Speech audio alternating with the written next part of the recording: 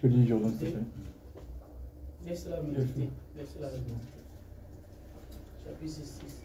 Ils nous ont ressuscités ensemble et nous a fait asseoir ensemble dans les lieux célestes en Jésus-Christ. Attends, d'abord là. Donc ici, il est dit, c'est l'apôtre Paul qui envoie une exhortation à Éphésiens, aux Éphésiens. Donc Éphèse, c'est une ville, et dans cette ville, il y a des gens qui se sont donnés à Christ en fait, qui ont cédé à la bonne nouvelle, ils ont écouté le message de l'évangile et ils ont cru dans ce message. Alors maintenant, Paul essaie d'amener ces nouveaux convertis à connaître leur position ou leur identité en Christ. Il dit que Dieu, le Seigneur les a ressuscités ensemble. Ça veut dire que quand Jésus, alors que c'est les gens qui venaient, ils n'ont pas connu le Christ en fait. Donc ils n'ont pas été quand Jésus exerçait son ministère sur la chair. Ils n'ont pas vu quand Christ avait donné sa vie sur le bois de la croix, comment il a été enseveli et tout, la résurrection. Non, ils n'ont pas assisté à tout ça en fait. C'est plus tard parce que Paul même n'a pas connu, il n'a pas été parmi les personnes qui ont servi le Seigneur de son vivant en fait. De son vivant. Paul a eu la révélation de Christ plus tard. Et il dit ici que Jésus les a ressuscités ensemble. C'est-à-dire quand Jésus sortait de la tombe là.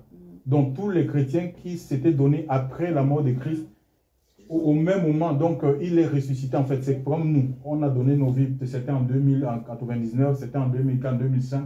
Donc nous étions ressuscités quand Dieu, l'Esprit de Dieu a sorti Jésus-Christ. Parce que l'Écriture nous dit qu'il n'a pas été retenu par le froid de la tombe, les liens de la mort n'ont pu le retenir.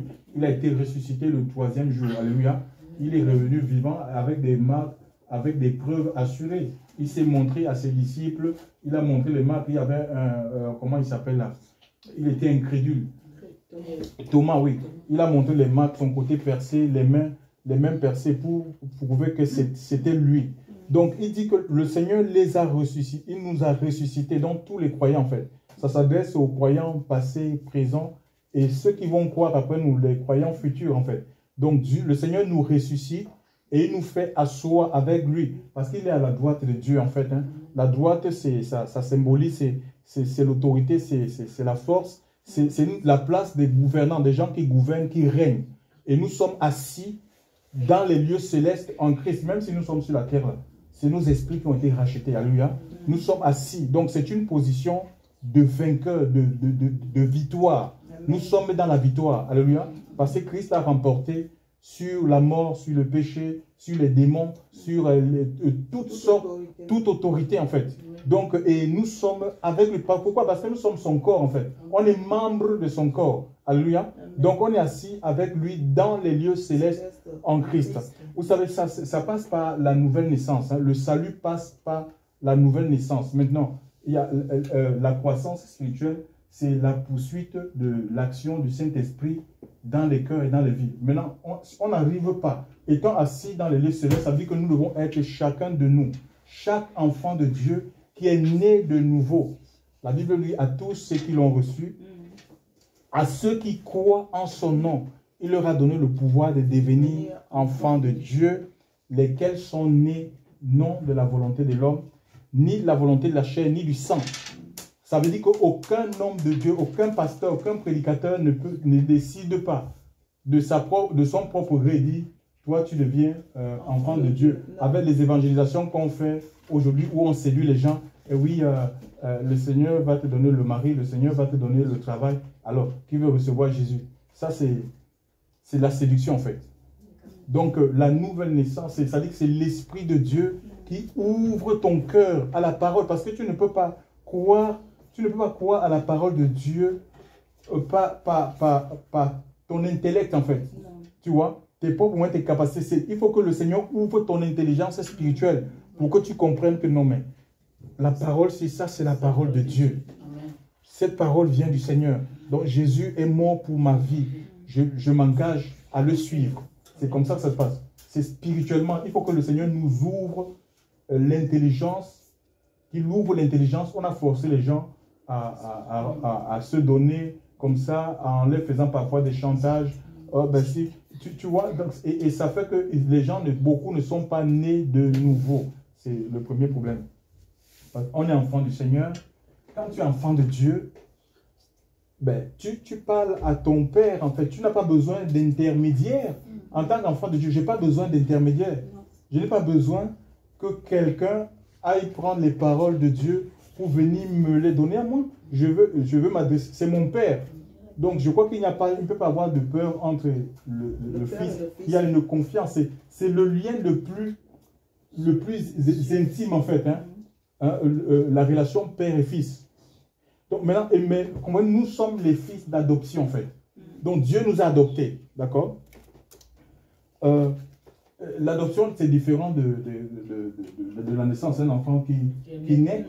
Quand on peut avoir des enfants indésirés, en fait. Tu vois, l'homme a cette capacité, l'enfant. Nous, les hommes, tu te retrouves, ben, on dit, parfois, on parle, c'est un accident. Vous voyez?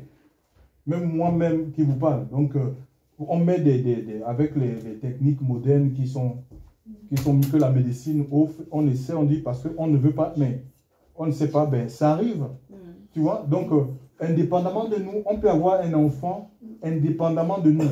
Mais l'adoption, c'est différent. Tu ne peux pas dire, non, mais je l'ai adopté indépendamment de nous. Non, il y a des démarches que tu fais et c'est là que tu entreprends. Et c'est ce que Dieu a fait. Donc, le Seigneur a décidé de nous adopter de sa propre initiative. On ne vient à Christ que ce dont le Père attire.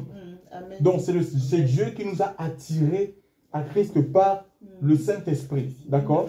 Donc, nous sommes sa propriété. Continue la lecture, ma soeur. Afin de montrer dans les siècles à venir l'infinie richesse de sa grâce par sa beauté envers nous en Jésus-Christ. Car c'est par la grâce que vous êtes sauvés, par le moyen de la foi. Et cela ne vient pas de vous, c'est le don de Dieu. Amen. Ce n'est point par des œuvres, afin que personne ne soit glorifié. Car nous sommes son ouvrage, ayant été créés en Jésus-Christ pour de bonnes œuvres, que Dieu a préparées d'avance, afin que nous les pratiquions. Oui, voilà. Donc, on peut dire nous sommes recréés, d'accord? Parce que nous avions cette nature qui a été déchue, la nature pécheresse, en fait, que nous avons hérité d'Adam et Ève. Donc, et le Seigneur, maintenant, par sa grâce, il fait de nous des nouvelles créations. C'est ce que dit la Bible. En Christ, on devient nouvelle création. Les choses anciennes sont passées, toutes choses sont faites nouvelles. Donc, le Seigneur nous repositionne, en fait. D'accord? Et nous avons cette capacité, un peu comme Adam et Ève dans le jardin. Ils pouvaient entendre la voix de Dieu, en fait. Dieu venait, il les visitait. Que ce soit le matin ou le soir, il visitait. Il les visitait. C'était comme leur temps de communion, de partage avec Dieu. Le Seigneur les visitait. D'accord? Donc, c'est la même chose. Donc, nous avons l'Esprit de Dieu en nous. D'accord? Il n'y a pas... En tant qu'enfant de Dieu, fils et filles, et le Seigneur a fait de nous des prêtres, en fait. On est des prêtres pour le Seigneur. Nous ne sommes pas la propriété d'un homme, d'une dénomination, d'un système quelconque. D'accord? Il n'y a pas à créer des liens avec où on cherche, je cherche mon père spirituel, ma mère spirituelle, qui est ta grand-mère spirituelle, qui est ton arrière-grand-père spirituel. On n'a pas besoin de ça. Ça, c'était dans l'ancienne alliance. Alléluia. Dans l'ancienne alliance. Mais c'est des choses qui ne sont pas, qui ne sont plus d'actualité aujourd'hui, en fait. Le Seigneur est venu mettre fin. Le Seigneur a mis fin il a mis fin à tout cela. Donc, il a fait de nous des prêtres. On peut lire 1 Pierre 2. 1 Pierre 2. 1 Pierre 2, verset 9.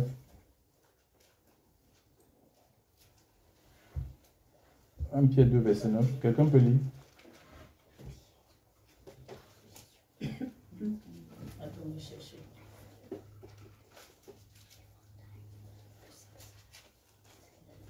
Qu'est-ce après Jean, c'est ça? Non, 1 Pierre 2, c'est les titres. 1 Pierre, c'est vers... Enfin, ma Bible, c'est vers la fin. C'est vers la fin. Oui, 1 Pierre 2, si quelqu'un n'a pas, je peux lire.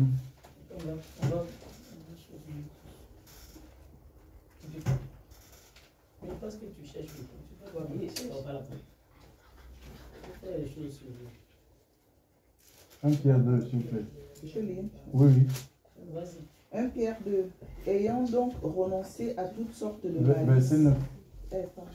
Le verset 9. 9, oui. Oui. Mais vous, vous êtes la race élue. Vous êtes la prêtrise royale, la nation sainte, le peuple acquis, afin que vous renonciez les vertus de celui Vous annoncez les vertus, oui. qui vous a appelé des ténèbres à sa merveilleuse lumière. Oui. Vous qui, autrefois, n'étiez pas son peuple. Donc, on n'est pas le peuple de Dieu, c'était les Juifs, d'accord? C'était les Juifs uniquement qui étaient le peuple de Dieu. Donc, on ne faisait pas partie, on était les hommes des nations. D'accord? Oui. Mais qui, maintenant, êtes le peuple de Dieu. Oui. Vous qui n'aviez pas obtenu miséricorde, mais qui maintenant avez obtenu miséricorde. Bien-aimés, je vous exhorte comme étrangers et voyageurs à vous abstenir des convoitises charnelles qui font la guerre à l'âme. Oui, donc voilà, ici, on nous dit que nous sommes devenus la prêtrise, en fait. Les prêtres, en fait, ou dans d'autres versions, on parle du sacerdoce. Le sacerdoce, c'est un service qui est lié au temple, d'accord? Et ça, ce service-là était réservé uniquement à la tribu de Lévi, d'accord? Dans le régime de la loi. C'était la tribu de Lévi qui avait accès, qui devait aller au temple chercher la face de Dieu. C'était les prêtres, en fait. Les prêtres, ils se mettaient en fait entre Dieu et les hommes pour éviter que... donc, ils se mettaient, ça veut dire que c'était comme des intermédiaires. C'était des intermédiaires. Donc, c'est des gens qui intercédaient pour le peuple. Quand Dieu voulait frapper son peuple, on le voit même avec Moïse, en fait. Hein. On le voit avec Moïse, même Abraham, plus loin, où le Seigneur voulait détruire Sodome et Gomorrhe. Et il va intercéder pour que la colère de Dieu ne s'abatte pas, parce qu'il y avait quoi? Il y avait son neveu. Et on voit l'intercession, s'il y a 50, est-ce que tu vas détruire la vie? S'il y a 40, s'il y a 10. Donc voilà, il y a cette lutte-là. Et c'est ça notre vision. Un prêtre, c'est quelqu'un, Dieu nous appelle déjà à intercéder. On est des intercesseurs en fait. Il a fait des intercesseurs. On doit intercéder pour le monde, d'accord? Pour le monde, hein, pour que le Seigneur puisse sauver, pour qu'il puisse sauver les nations en fait. Et on intercède aussi pour nos familles. Hein. On voit, quand vous lisez l'histoire de Job, parce que ces enfants, ils avaient l'habitude de se retrouver entre eux pour organiser des fêtes. Et ils ne savaient pas s'ils étaient en train de pécher. Ils offraient des sacrifices. C'est ça un sacrificateur. C'est quelqu'un qui offre des sacrifices. Mais ceux dont nous offrons aujourd'hui, ce n'est pas les bœufs, les moutons, les chèvres. Hein. C'est la louange, c'est l'adoration. Ce sont les requêtes, les supplications. À Dieu, on doit prier pour que le salut puisse rentrer dans nos familles. D'accord? Que Dieu puisse toucher les membres de nos familles. Que les promesses de Dieu puissent s'accomplir dans nos familles. C'est lui qui a dit, si tu crois, toi et toute ta famille, tu seras sauvé. Donc, c'est des gens qui se mettaient entre la colère de Dieu et les hommes, pour que la colère de Dieu ne s'abatte pas sur les hommes. D'accord? C'est comme ça, en fait. C'est ce que nous sommes en tant que prêtres. Ça, c'est une de notre mission. Aujourd'hui, on ne grandit pas. Pourtant, on est assis dans les lieux célestes en Christ. Ça veut dire qu'on peut entendre celui qui est assis sur le trône recevoir les directives directement de la part de Dieu. D'accord? Mais le problème, c'est si on est un enfant, il y a un langage qu'un enfant ne peut pas comprendre, un bébé. Tu vois? Et c'est pareil, si on reste un bébé, mais on sera dans l'incapacité de capter les sons du ciel. Dieu veut parler à chacun de nous de manière personnelle. D'accord? Personnellement. Il y a des choses que Dieu voudrait te dire que forcément que je ne sois pas au courant en fait. Tu vois? Qui te sont personnels, qui te sont intimes. Parce que tu es son fils. Parce que tu es sa fille. Chers frères et sœurs, nous devons... Et ça passe, il faut qu'on se réconcilie avec la parole de Dieu. Il faut qu'on fasse corps avec le Saint-Esprit. L'Esprit de Dieu a été donné pour diriger. D'accord? Pour diriger chaque enfant de Dieu.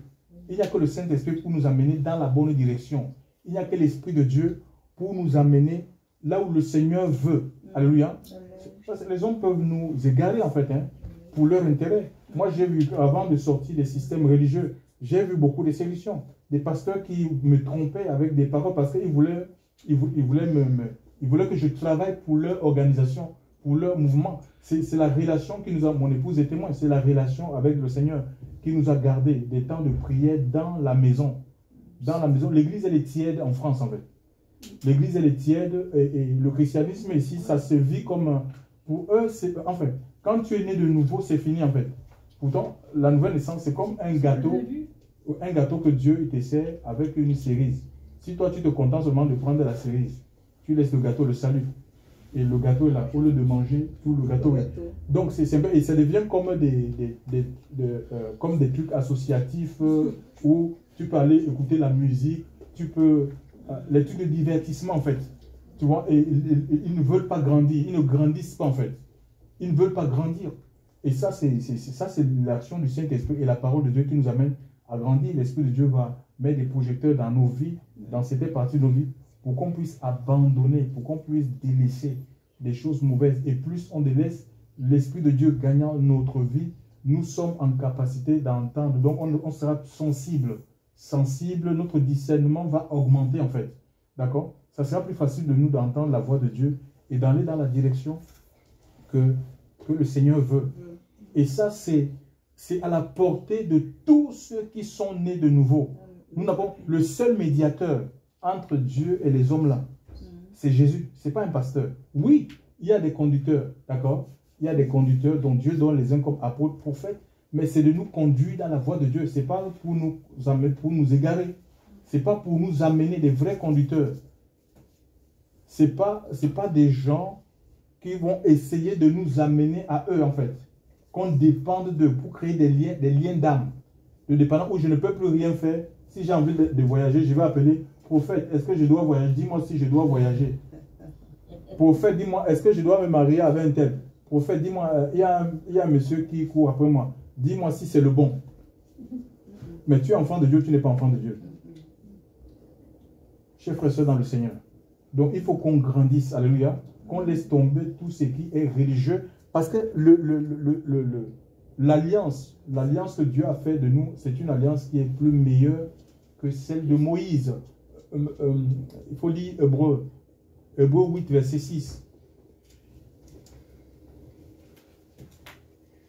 Mais maintenant, il a obtenu un service d'autant plus excellent qu'il est le médiateur d'une alliance plus excellente. Le médiateur d'une alliance plus excellente, plus meilleure, chef, ce qui est basé, l'écriture dit, sur les meilleures promesses.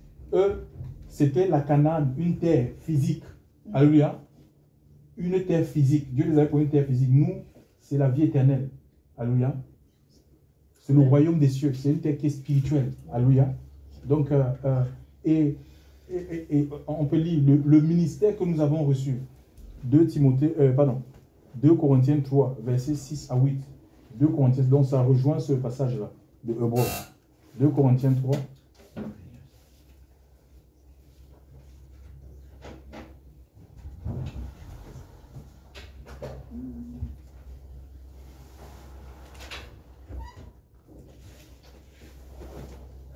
Qui nous a aussi rendus capables d'être serviteurs de la nouvelle alliance, non de la lettre. Écoutez-moi bien. Serviteur de la nouvelle alliance, non de la lettre. Moïse avait reçu la lettre. D'accord? Et dans la lettre, ou la loi, le régime de la loi, il y avait quelques privilégiés qui avaient l'onction ou le Saint-Esprit. Donc, c'était sur les prophètes, c'était sur les rois, les anciens. Donc, pour consulter Dieu, pour entendre Dieu, il fallait aller vers les prophètes là, les prophètes de l'ancienne alliance. C'était établi comme ça. Donc, c'est lui qui allait chercher Dieu pour toi et te dit, voilà ce que Dieu dit. Dieu m'a dit ceci. Et tu es obligé de suivre. Tu n'as pas l'esprit, tu n'as aucune conviction, tu obéissais tout simplement comme ça. Et on voit beaucoup comment il y a l'égarement dans l'ancienne alliance. Il faut voir des prophètes qui sont corrompus et autres qui cherchent à corrompre les autres comme Michée et tout ça.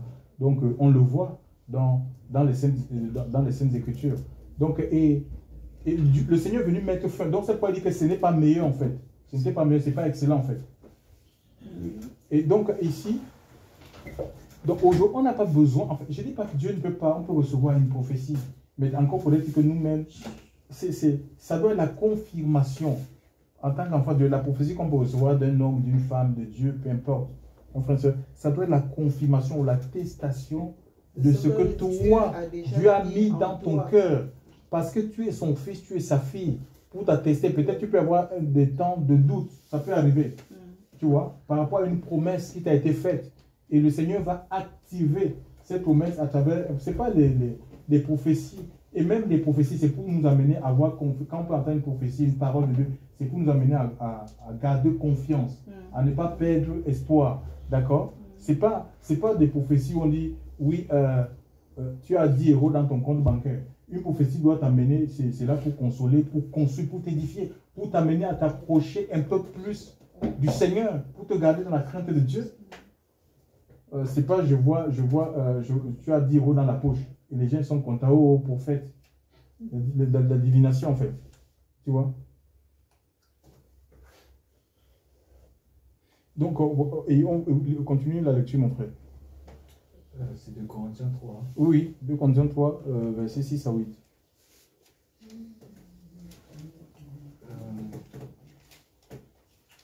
Qui nous a aussi rendu capables d'être serviteurs de la nouvelle alliance, non de la lettre, mais de l'esprit.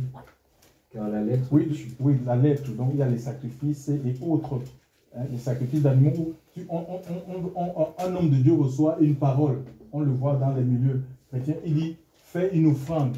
Fais d'abord l'offrande pour que la promesse s'accomplisse. Attends, si Dieu me fait une promesse, est-ce que j'ai besoin... Il faut sceller cette promesse-là par une offrande. Mais c'est faux. Même dans l'ancienne alliance, quand il était interdit d'aller voir, consulter un homme de Dieu sans avoir les mains vides. C'était écrit comme ça. Mais aujourd'hui, c'est pas ça. Nous allons consulter le Seigneur avec la louange, en fait. Les sacrifices, c'est quoi? C'est la louange, c'est l'adoration, en fait. C'est l'intercession. Donc, on ne peut pas te dire de sceller la prophétie. Quelqu'un te donne une prophétie, dit que tu vas sceller cette prophétie en faisant une offrande à l'homme de Dieu. Ça, c'est pas biblique, ça. C'est anti-biblique. Mon frère, continue. Car la lettre tue, mais l'esprit vivifie. Or, si le service de la mort, écrit en lettres et gravé sur des pierres, est apparu, avec gloire au point que les fils d'Israël ne pouvaient fixer les yeux sur la face de Moïse, à cause de la gloire de sa face, laquelle disparaît. Comment le service de l'esprit ne sera-t-il pas beaucoup plus dans la gloire? Car si le service de la condamnation a été glorieux, le service de la justice le surpasse de beaucoup en gloire. Car même ce qui a été glorieux dans une certaine mesure n'a pas été glorifié à cause de la gloire qui la surpasse. Car si ce qui disparaît est passé par la gloire, combien plus sera dans la gloire ce qui demeure? Ce qui demeure, ce qui est éternel. Alléluia.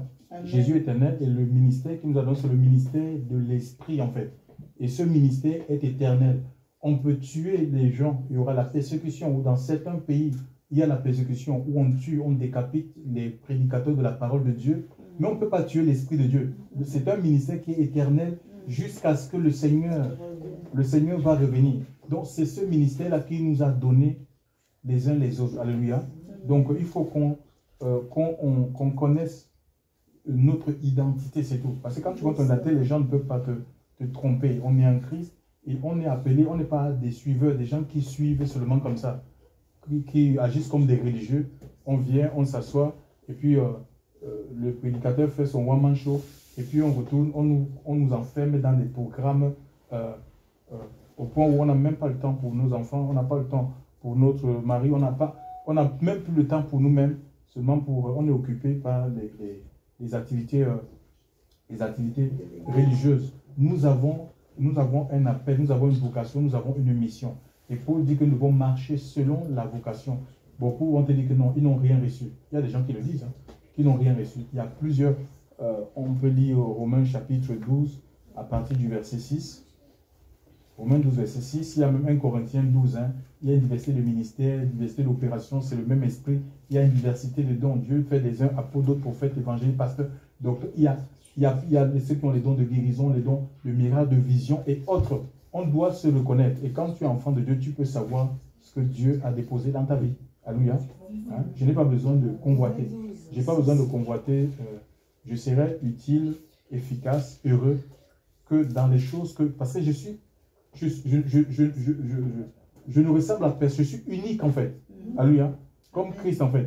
Je suis unique dans le corps. C'est un peu comme si tu es la main. La main ne pourra jamais ressembler au pied. Donc la main est unique. C'est comme ça en fait. Et c'est pareil pour nous. Oui, mon frère, tu peux lire. Romains 12. Oui, à partir du verset 6. Mais nous avons des dons différents selon la grâce qui nous a été donnée. Si c'est la prophétie, prophétisons selon la proportion de la foi. Si donc voilà, ici il nous a dit qu'il y a divers dons en fait. Hein. Il y a divers dons. Dieu peut appeler tout, on est 7 milliards dans le monde. Si tous les 7 milliards répondent à l'appel de Dieu, chacun aura son service.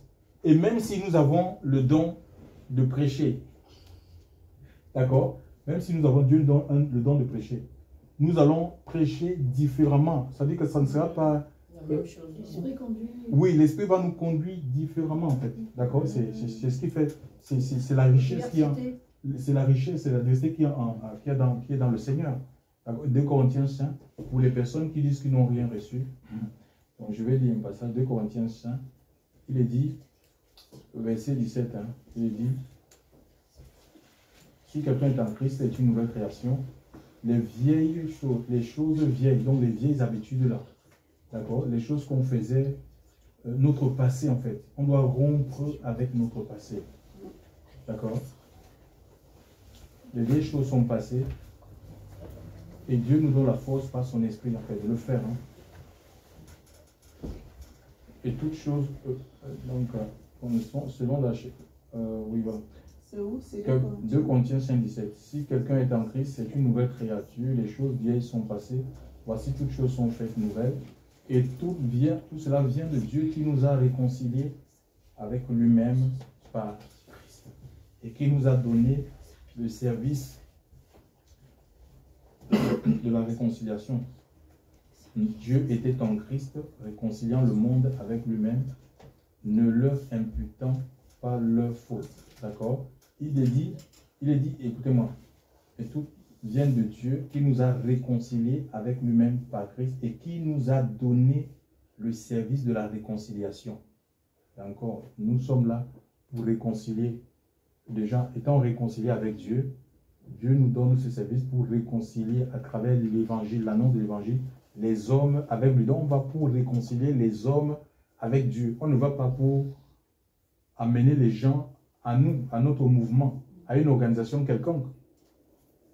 Non, on amène les gens à Dieu, hein, au royaume des cieux. Alléluia. C'est ça. Et Jésus, il est ce chemin-là. On n'amène pas les âmes à un homme.